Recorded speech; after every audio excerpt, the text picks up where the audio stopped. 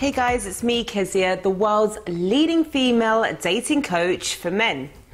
Today, I'm going to be looking at meeting and attracting women on Facebook. I get a lot of guys asking me for advice about how they can improve their chances of securing a date with a woman just by starting off talking to her on Facebook. Now, first of all, many of the principles that I explain in great detail in my ebook, which is called Online Dating Success for Men, which can be found on my website www.kezia-noble.com, can be applied when talking to women on Facebook. So my first suggestion for you is to get yourself a copy of that ebook, as it explains how you can alter your profile in order to generate more interest from beautiful women, which photographs are more appealing to women, so which photographs you should upload and which photographs you should avoid, which is something we're going to cover in this video today. And of course also the messages, how you should structure them, what you should say in them in order to increase your chances of getting a positive response from those women that you send them to. Now, there's literally hundreds of tips that I can give you, but today I'm going to give you just 3 which I believe will help get you started. First of all, we need to look at the photograph that you have chosen for your profile page, your main photograph. Women, like men, the first thing that they look at is the photograph that accompanies the message. If the photograph is no good, it's very likely that the message is going to either be ignored or deleted. So what not to do? First of all, don't upload a photograph that's been taken in front of your computer.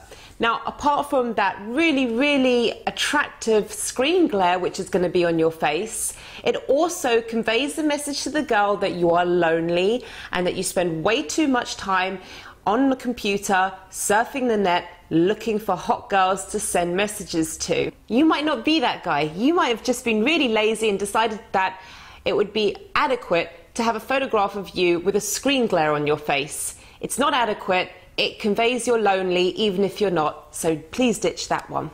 Second, don't put up a picture of your torso, not for a profile picture anyhow. Now, you might have an amazing body, something that you're very proud of, and you can put those pictures up in your albums, but don't put it up as a profile picture, because women automatically assume that the picture is a fake, and especially if you have a nice body, then the girl really assumes it's a fake. And especially those really nice black and white ones that have been done professionally in a studio. Every time I get a message from a guy with a photograph like that, I presume he is not that guy. Automatically, I presume this. And even if the girl does believe you, and it is you, then what she's going to be thinking is that you're a show-off. You see, this is where women and men are different. Women can put up a picture of themselves in a bikini. She doesn't even have to look that hot. And she's in a bikini and she's going to be able to write any message she wants to any guy, and she's probably going to get a positive response from most of them. But women are not the same. Women don't look at a sexy body and say, right, now I have to message this person back. It doesn't work that way. So avoid the temptation to use a photograph of that well looked after body of yours. Thirdly, and this is for profile photographs, remember, this is your main picture. Try and avoid using pictures where your face is blurred out or we can't see your face clearly. For example, I get a lot of guys writing to me on my Facebook and they're doing a really cool sport in their photograph. They are surfing or something like that, but I can't see their face. I can't work it out. So unless your face is very clear for the person to see, I would avoid using those pictures. It looks like you've got something to hide. Yes, you're demonstrating the fact that you love surfing or mountaineering or horse riding or whatever it is, but the fact is that the girl can't see your face. As I said, that is perfectly fine to upload it to any of your albums, but the picture that I suggest you use for a main photograph is a picture where you get to demonstrate how sociable you are and how you have a life. See, one of the things that women really worry about when it comes to meeting a guy online is if he is a really lonely person who just sits in front of his computer all day messaging sexy girls. So this is why it's crucial that you demonstrate the fact that no, you're not that guy who's just in front of the computer. You do have a life. You're on Facebook occasionally, but you have a real life, you have real friends, and you're a man in demand. There's no point in saying all that. What better way to say it than with a photograph? So find a photograph where you are with your friends. Preferably if there are women in that photograph, that's even better, because it does demonstrate pre-selection. So what you do is, when you found your photograph, and if you haven't got one, go out this weekend and have one done. Just make sure there's about 1,000 pictures taken of you that evening, so you have a wide choice to choose from.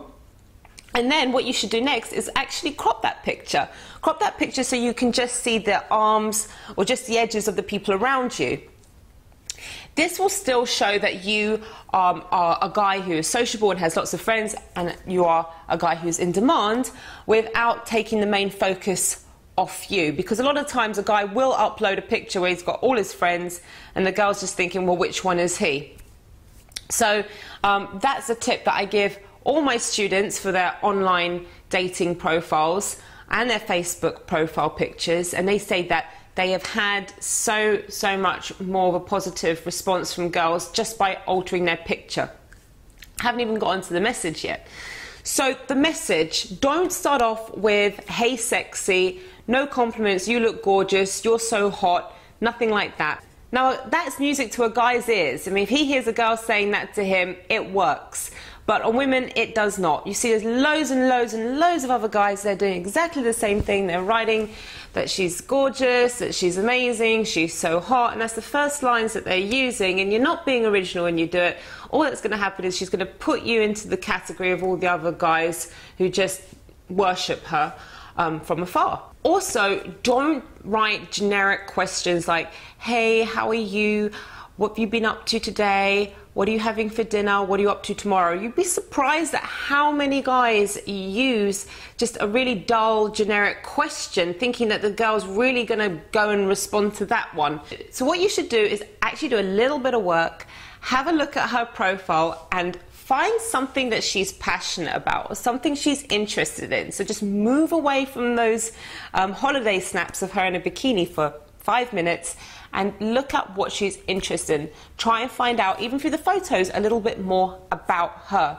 Once you find the observation, you then make an assumption based on that observation, and from that assumption you relate it back to you. Let me explain. Let's say that you find out she likes vampire movies. It's something that I'm not into, but I know that a lot of women from the ages of 18 to about 30 are really massively into this whole Twilight vampire kind of obsession that's going on right now. So why don't you capitalize on that?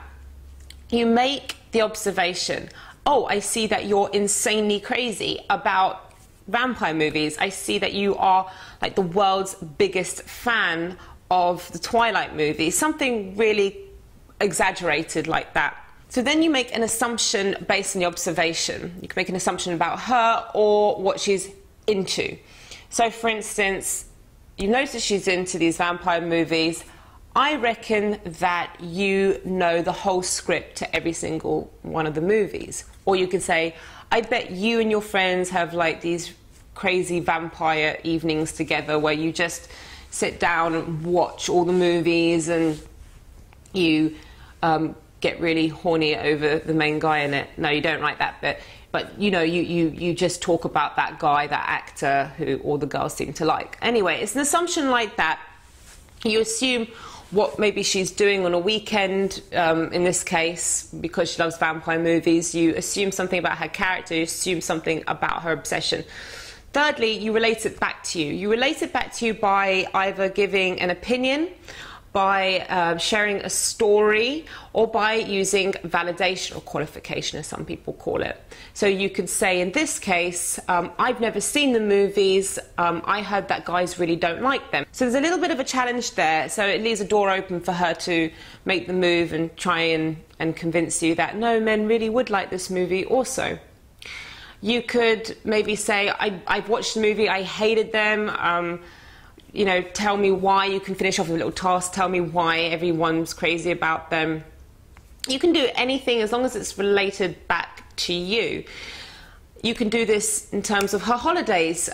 You can pick a genre that she's interested in. I mean, that was a genre, that certain type of movie. You can do a genre on the type of music she likes, her favorite pastime, her favorite hobby, anything you can do this with.